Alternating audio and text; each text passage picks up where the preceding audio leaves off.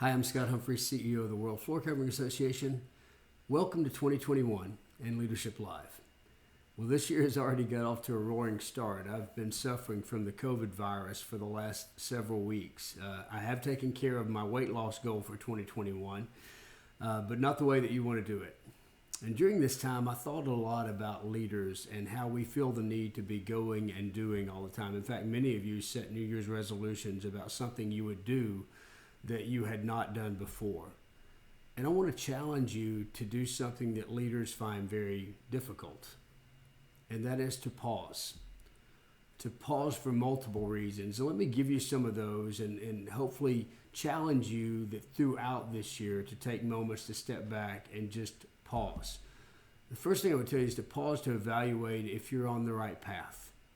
Sometimes we're so busy doing that we don't stop to see if the path that we are on is taking us to the destination that we desire. So pause to evaluate if you're on the right path. Pause to let the lessons of life sink in. 2020 was an amazing year. A lot happened. What did you learn?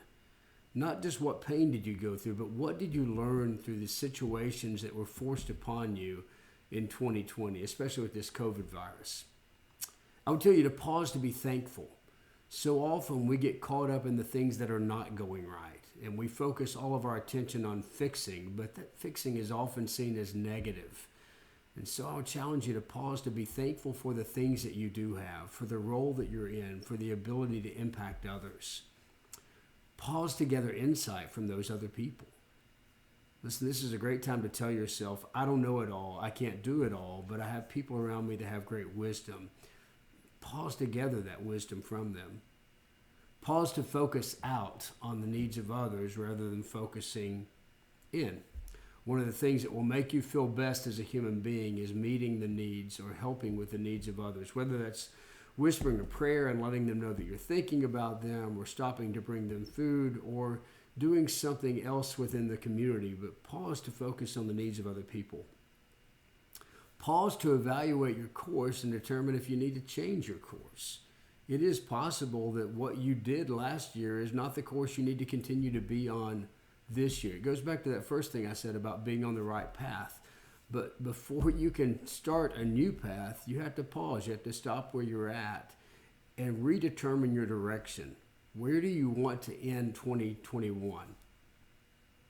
Pause to determine if your current direction leads you to the story you want to tell. Now, you're going to hear me talk a lot about your story this year. In fact, this may even be a trilogy of webinars here as I share this information with you. But you want to determine if the story that you're living is the story that you want others to read.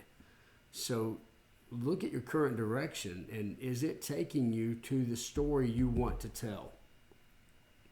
And then stop and pause to start again. Let me say that again.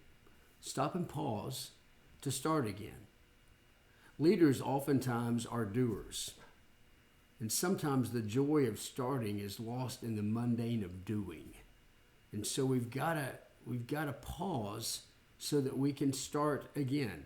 Recommit yourself to a goal. Maybe the goal itself doesn't change, but the commitment to it does.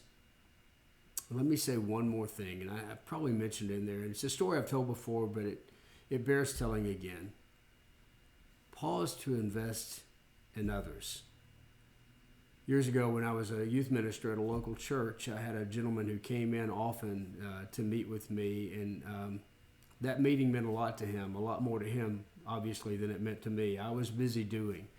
We had a major youth camp coming up, and I was responsible for helping to plan part of that. And there's about 150 campers involved, and this gentleman had a routine. I knew when he was going to come in every day, and so I determined on that day, because I was fixing rooming assignments, that I just would not look up when he came in. And that's exactly what happened. I felt him come into the room, but I didn't look up, because if I knew if I did, that time that we took to talk would take me away from the task. Finally, he didn't leave, and so I looked up at him and I said, hey, listen, I'm very busy today, and maybe you could come back later, we could talk then. He didn't tell me that crushed him, but from his reaction, I could tell it did. But still, I was so focused on the task, I didn't get it. I wasn't truly invested in him. I didn't let him know that he mattered to me. And he turned to walk out of the room.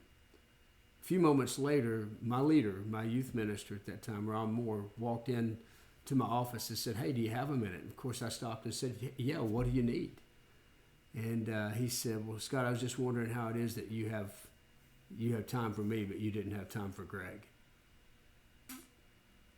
It shook me. It still shakes me when I think about how selfish I was being. I told Greg through my actions that he did not matter. And what I needed to do was pause what I was doing and focus in on the person in front of me. I'll never forget Ron telling me that people always matter more than process. Listen, this year I challenge you to pause. Pause to invest in other people. Pause to evaluate if you're on the right path. Pause to let the lessons of life sink in. Pause to be thankful. Pause to gather insight from others. Pause to focus out on the needs of others. Pause to change your course if necessary. Pause to determine if your current direction leads you to the story that you want to tell. Pause to start again. Pause to invest in others. Now, when you do that, you'll be ready to go out there and lead.